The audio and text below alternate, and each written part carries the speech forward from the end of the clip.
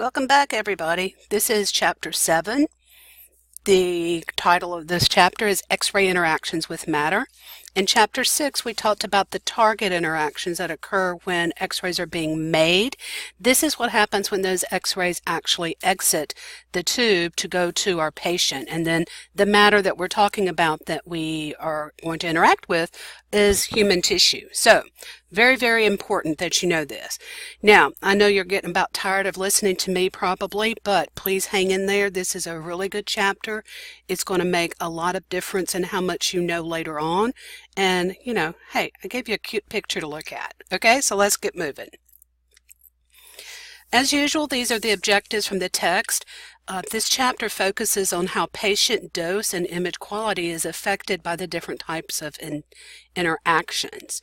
Now, classical interactions we're going to talk about, Compton interactions, photoelectric, pair production, photodisintegration, and then we're going to talk about differential absorption to the X-ray beam. So it does make, these are very important concepts that you need to know. Let's get started with them. Interaction basics.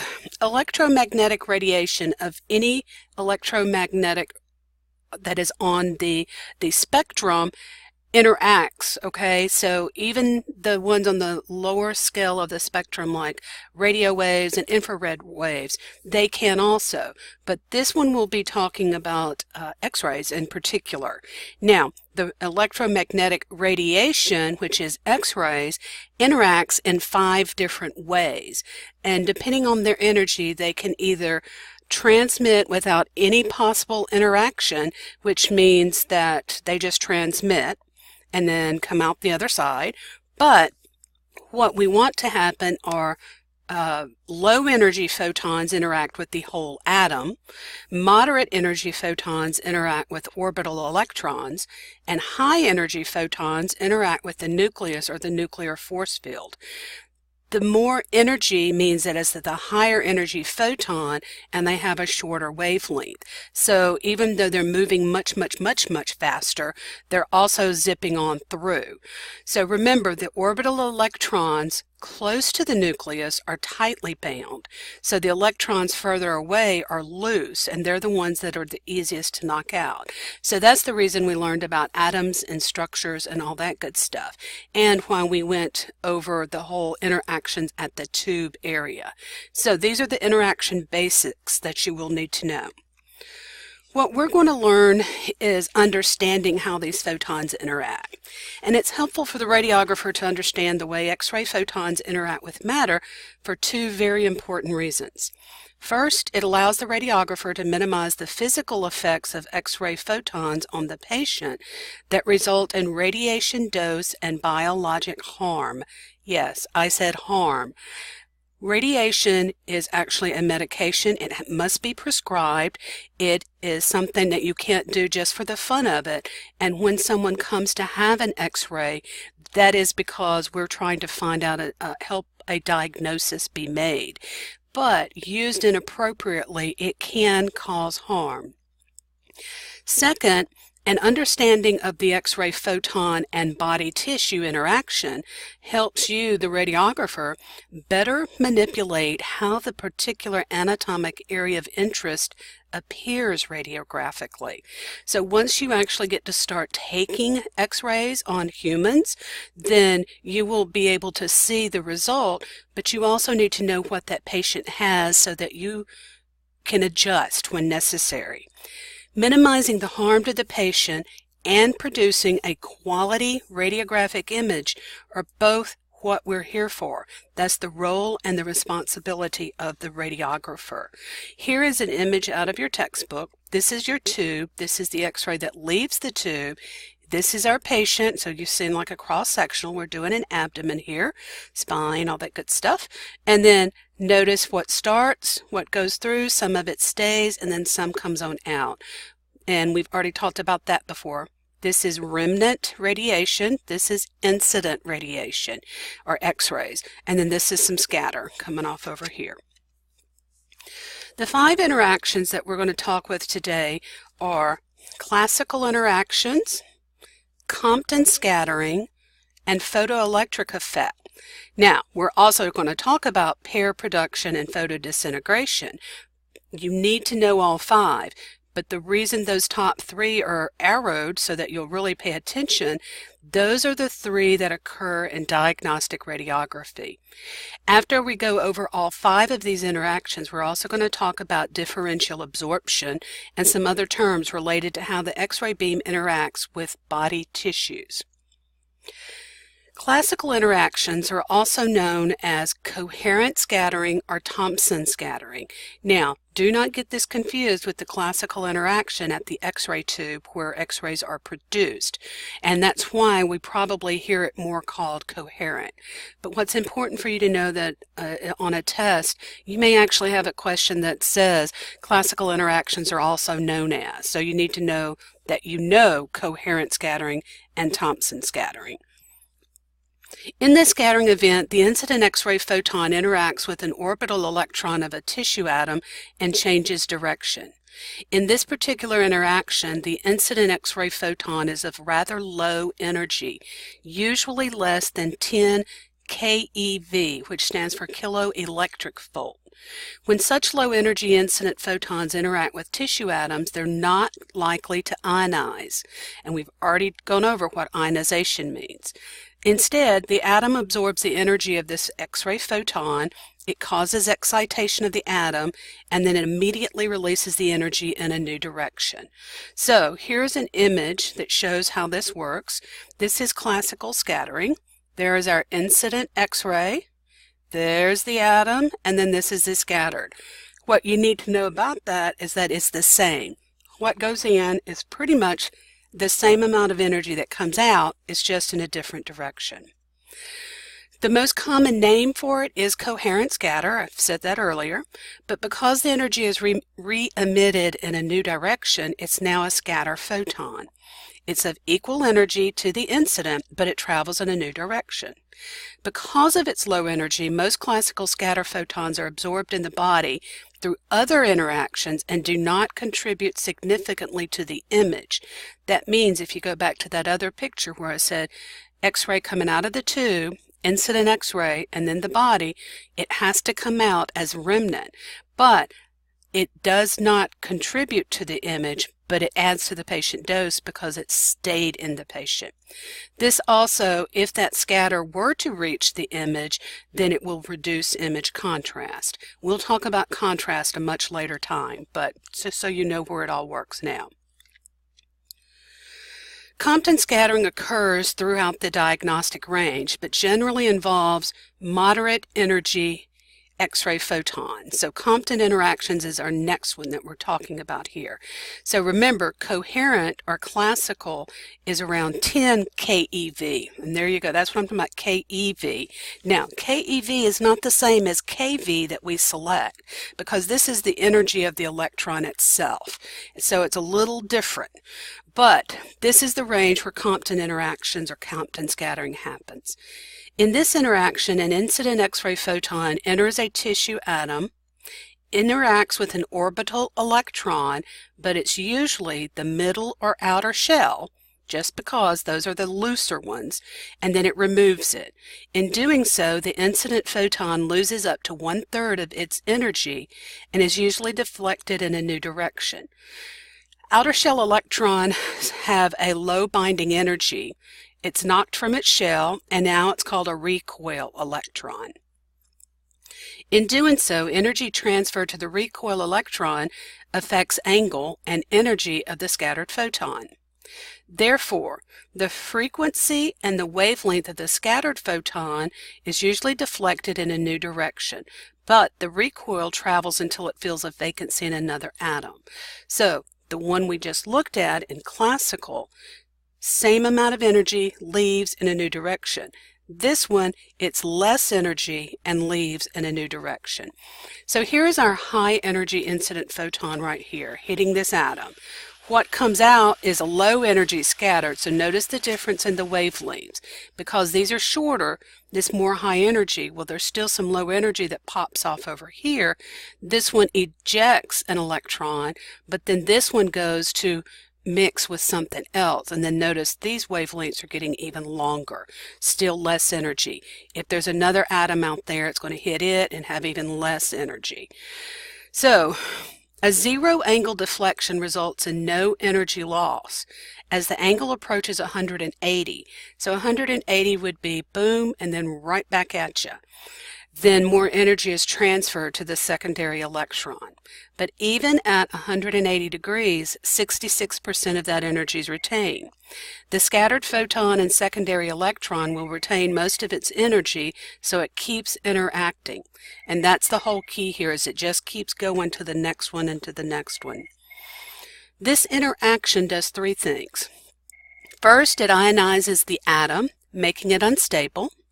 Ionization in the body is significant because the atom is changed and it may bond differently to other atoms, potentially causing biologic damage.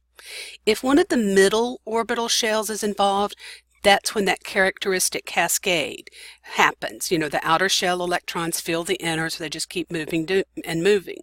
And every time it happens, it emits another X-ray photon. And so that characteristic photon just is in the tube target.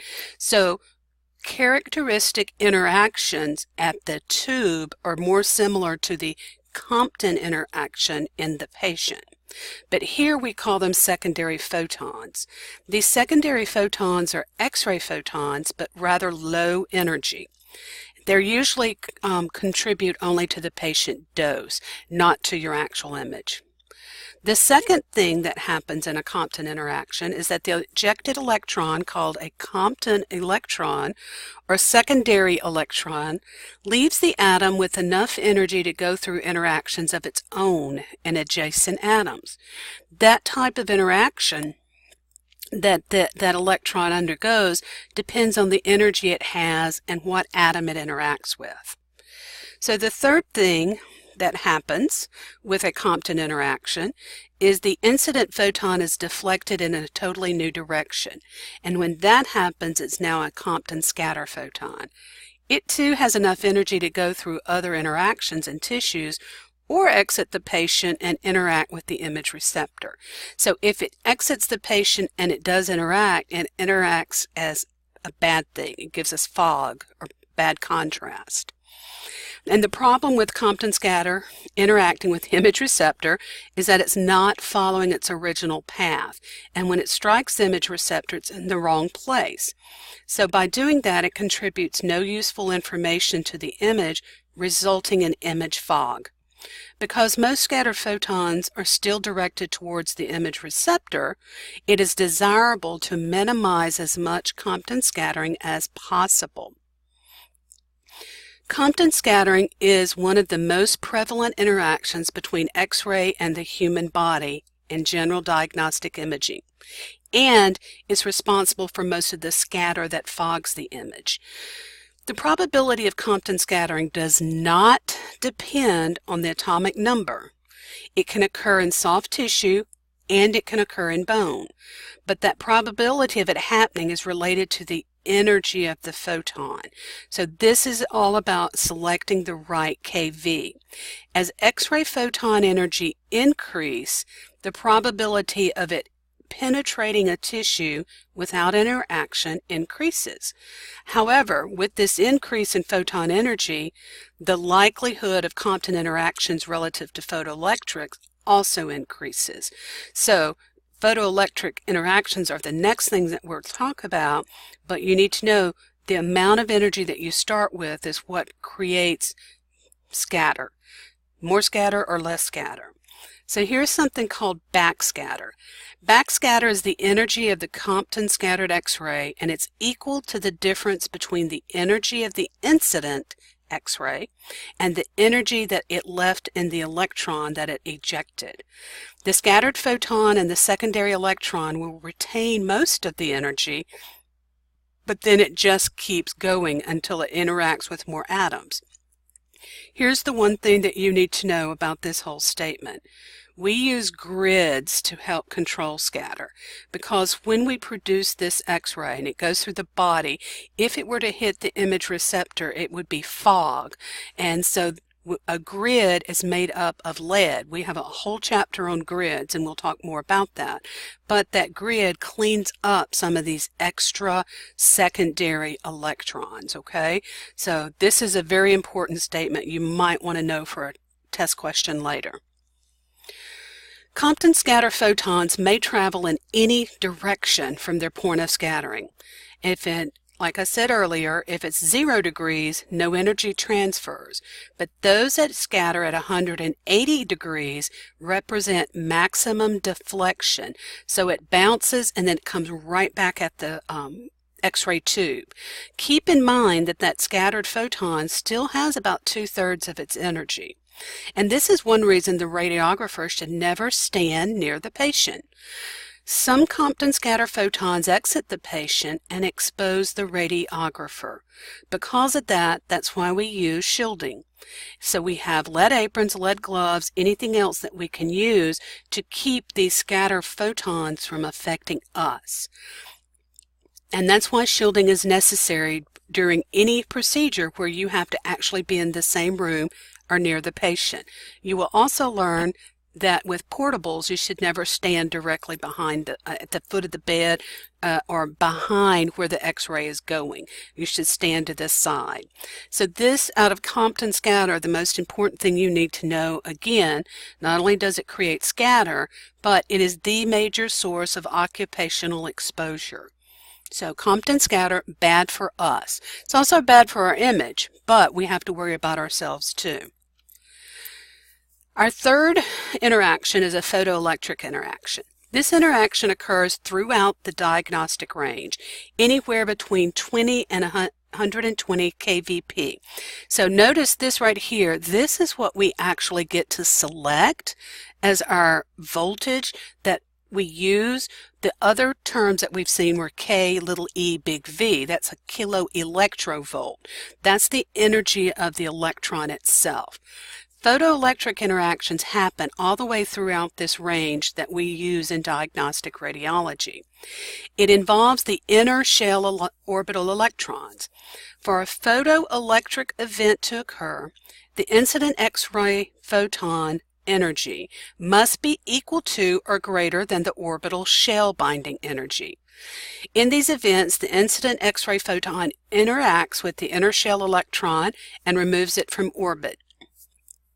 In the process, the incident X-ray photon expends all of its energy and it's totally absorbed.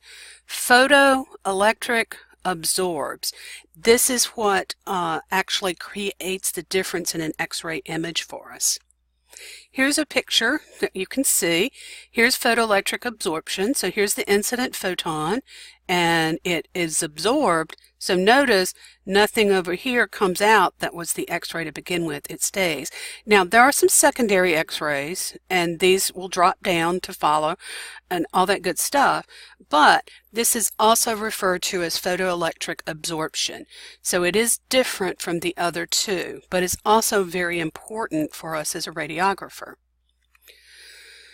The resulting ejected electron is called a photoelectric interaction, or it's just a photoelectron.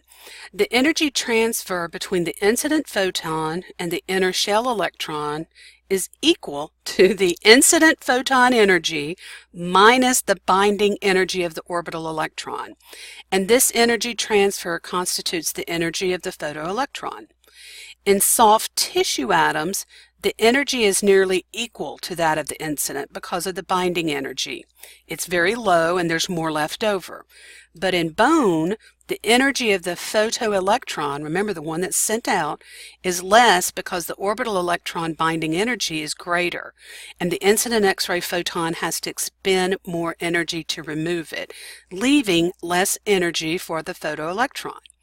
In either case, the photoelectron has enough kinetic energy to undergo interactions of its own before it fills up another vacancy. So, what we're trying to tell you is that with soft tissue, because it's almost equal, it will have a different look than if it interacts with bone, because bone is going to leave it less energy, so it doesn't have the energy to leave the body. So it's almost totally absorbed. The photoelectric absorption or the photoelectric effect, whatever it is you want to call it, that constitutes photoelectric interactions contribute significantly to patient dose. So every time you x-ray someone, if they have another one in the same day, it's just going to keep accruing and it gathers up over time. And that's because it has stayed in the body.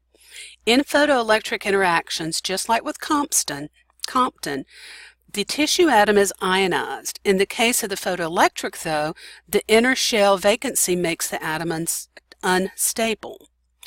To regain stability, a characteristic cascade occurs, producing secondary X-ray photons. And this cascade is the same phenomenon that occurs with Compton interactions that produce secondary photons. Again, these secondary photons are of low energy and absorbed by the body, but the absorption of those photons contribute to patient dose.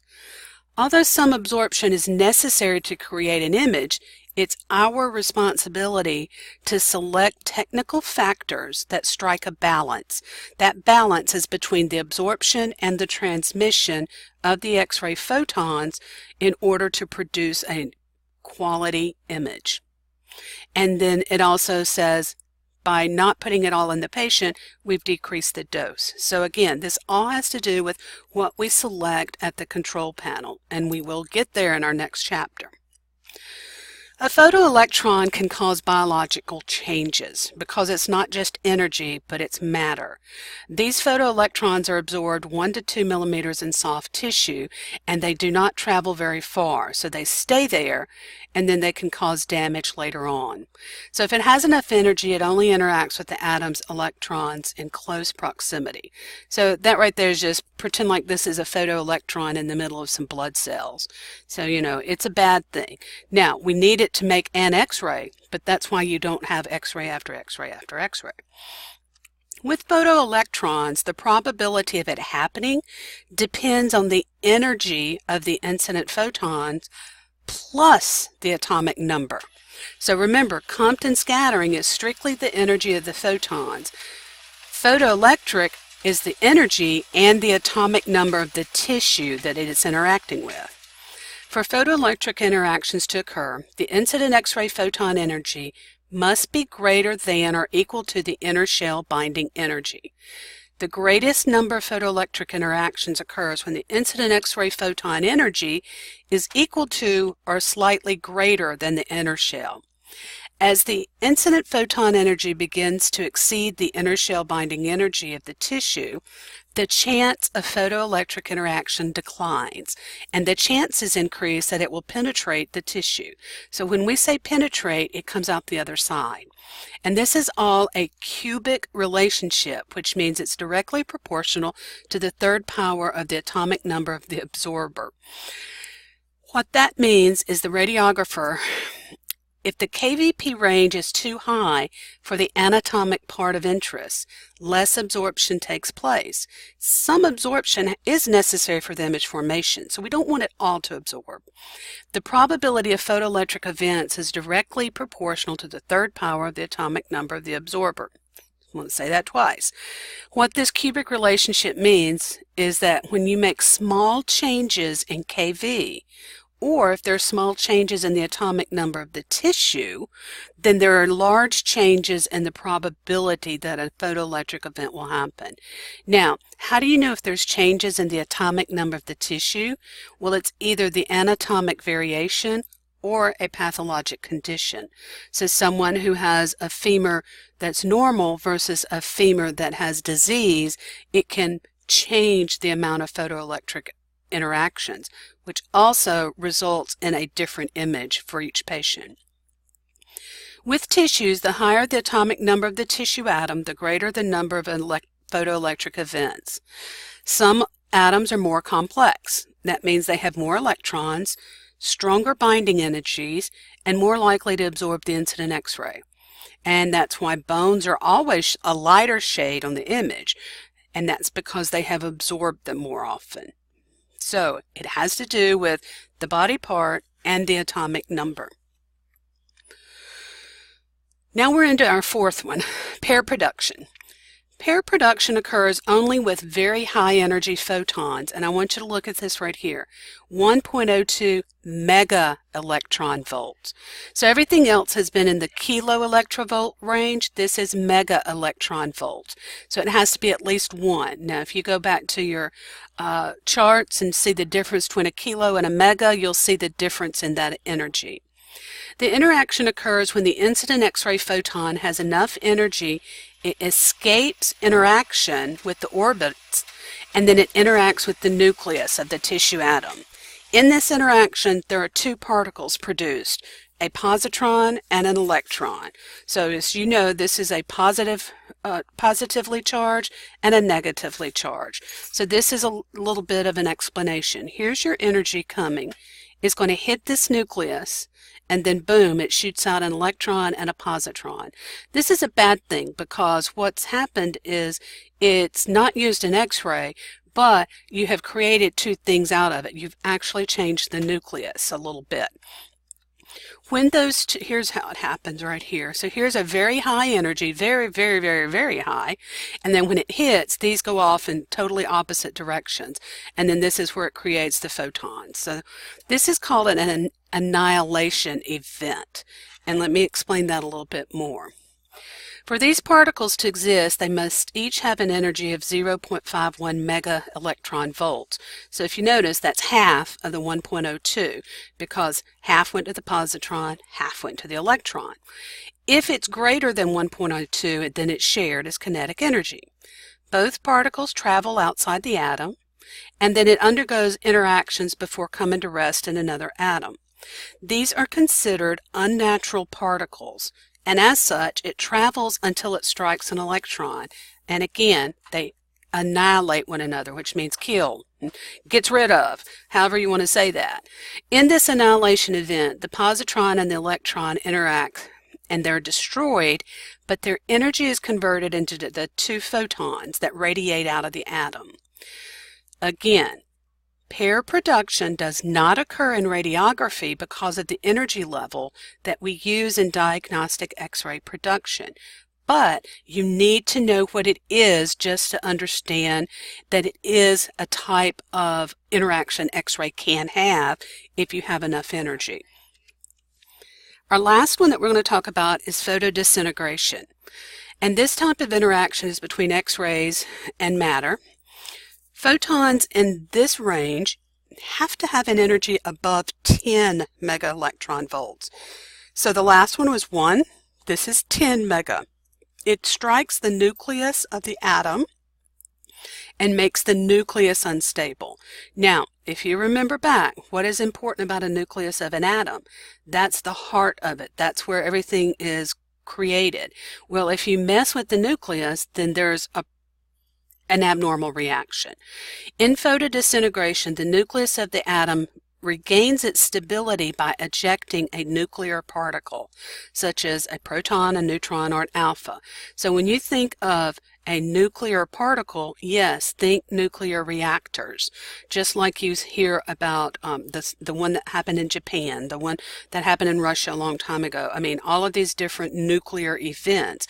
So with photodisintegration, you have enough energy, hits the nucleus of an atom, and it creates a nuclear particle.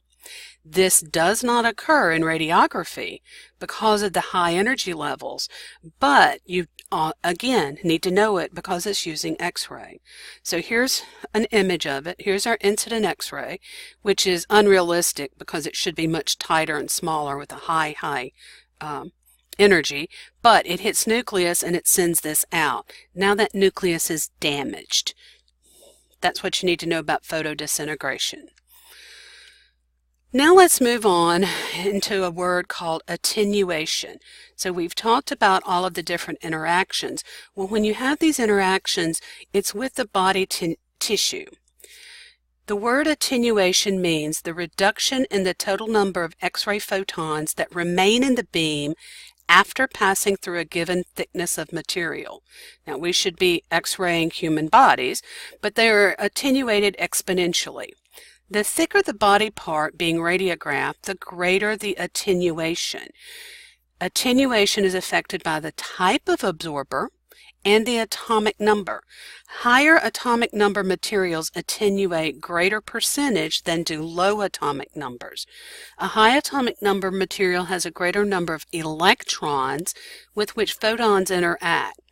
Bones produce less radiographic density because it attenuates the beam more than soft tissue does. Calcium has a high atomic number. And in case you didn't know it, calcium is what our bones are made out of. And the density of the material also has an impact. So when you start thinking about not only is what it's made of, but how much of it there is. A 10-year-old's femur is going to be much smaller than a 40-year-old femur. And so just the density or the thickness of that leg makes a difference. So if you look at this image right here, here's coming out of the x-ray tube. Here's our incident x-rays. So at this surface, then here's one is going through all the way through 10 centimeters. Look how few come out the other end. And that's because they've been attenuated as they go through in distance.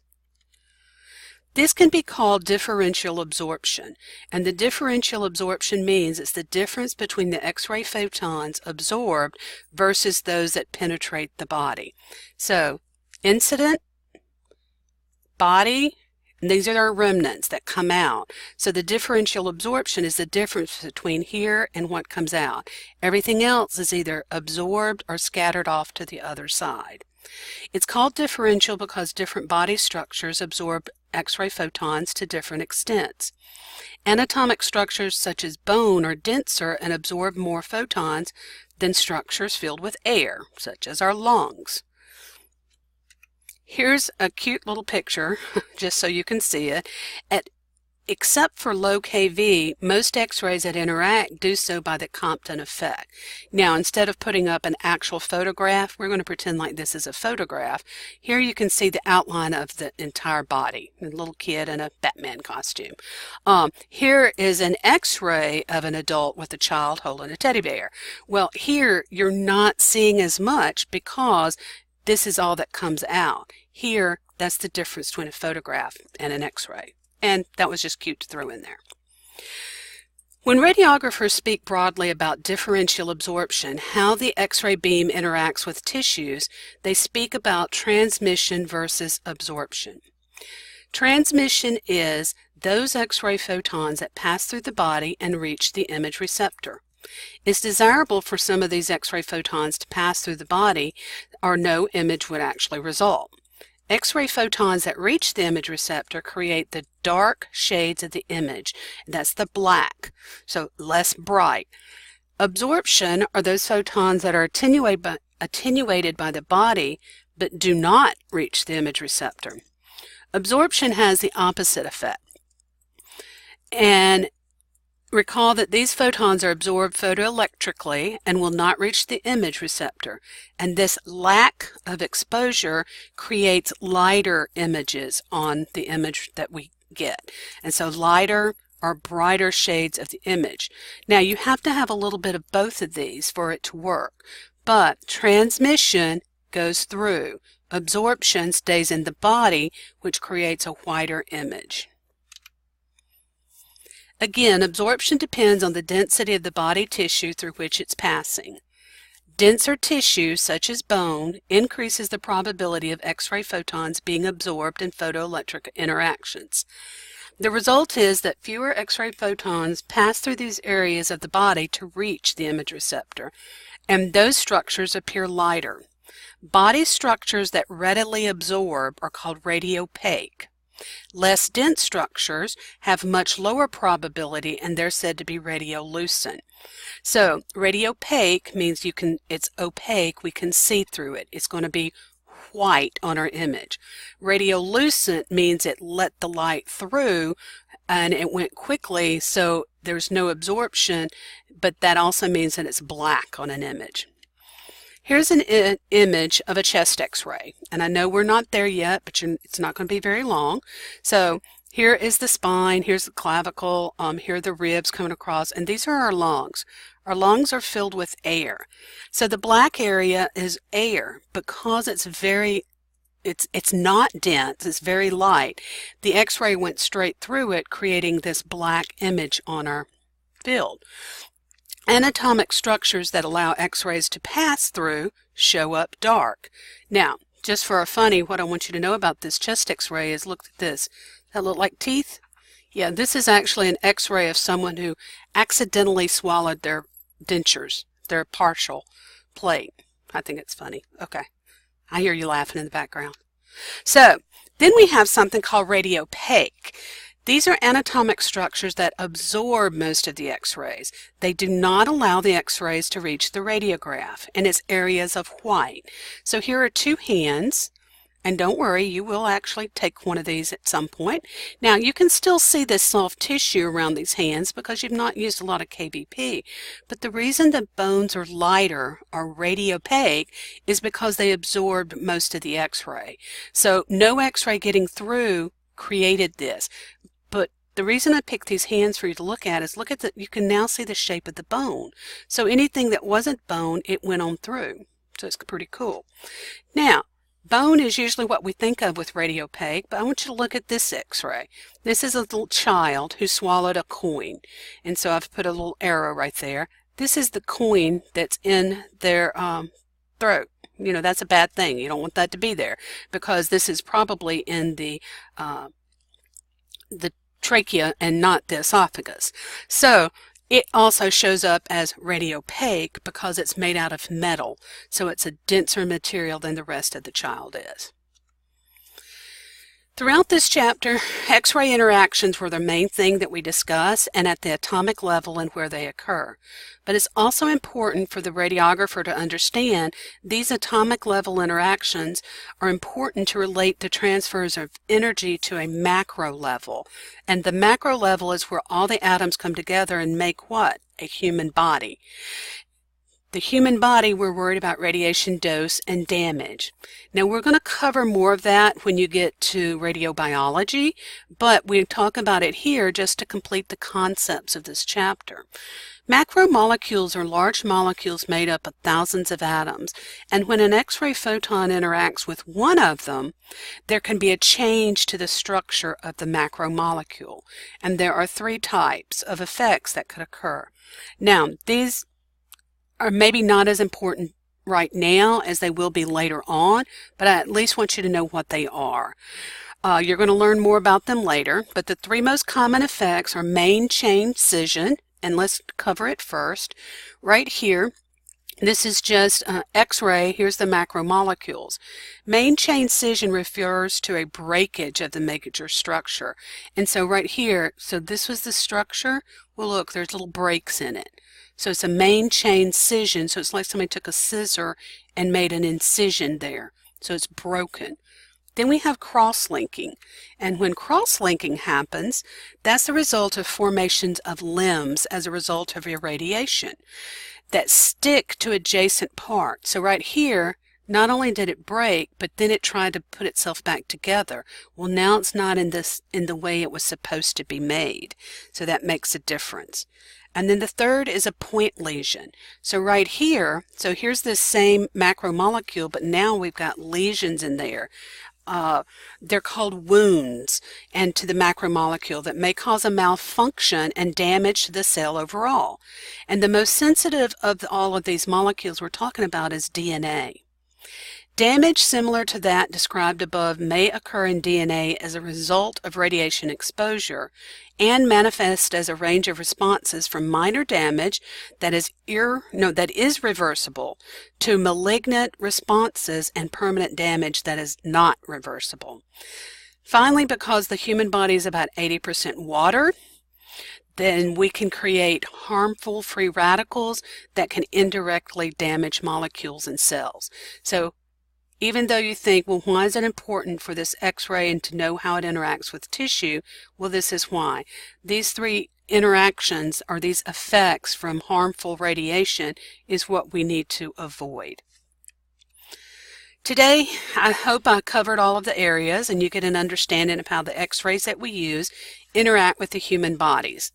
Remember, only three of these: Classical, Compton, and photoelectric are what we use in diagnostic radiography, but you also need to know what pair production and photodisintegration is.